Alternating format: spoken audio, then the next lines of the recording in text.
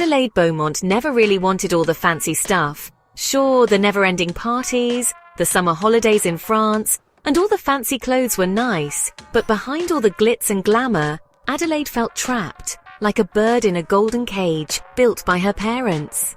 Tonight was just like every other night. Another big party, another room full of people she didn't really know, all dressed up and wearing fake smiles.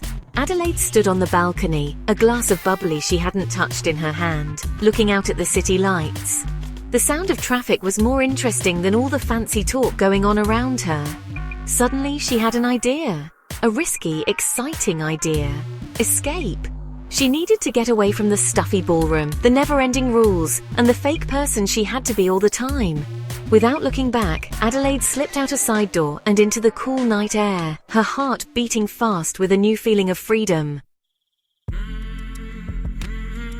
The jazz club was tucked away in a quiet alley, a million miles from the fancy ballroom Adelaide had just left. The air was filled with the smooth sounds of a saxophone, and the dim lights made shadows dance on the brick walls.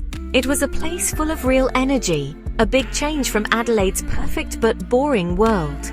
A man sat alone at the bar, listening to the music. He was slim, with messy dark hair and eyes that looked like they held 1,000 stories.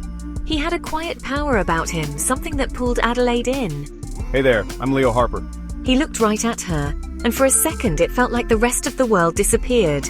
There was a connection right away, something strong that linked their very different lives.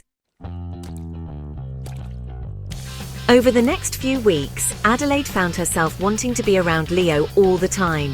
He was like a breath of fresh air, his life so different from her planned-out one. He was a musician, playing in dark bars, spending his days making music. They talked and laughed, shared secrets and dreams. I know it sounds crazy, but playing music, it's like breathing for me. Adelaide told him how much she hated her life, all the rules and the pressure.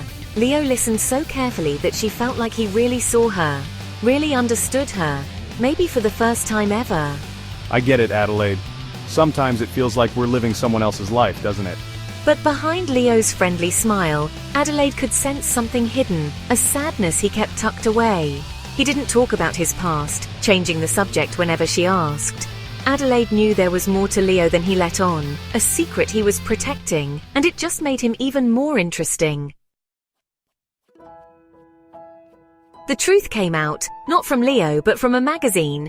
Adelaide saw his face in a business magazine, but the name under the picture wasn't Leo Harper. It was Liam Sterling, the heir to a huge tech company.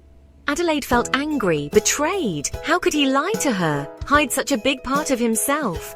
She confronted him, demanding to know why.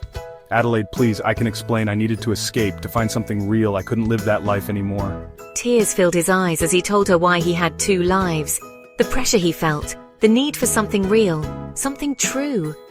Looking at him, seeing how vulnerable he was, Adelaide's anger turned to understanding, to sympathy. They were both trapped in their own ways, wanting a life different from the one they were given. But as their worlds crashed together, Adelaide worried that their love, as beautiful and surprising as it was, might be crushed by the weight of their secrets.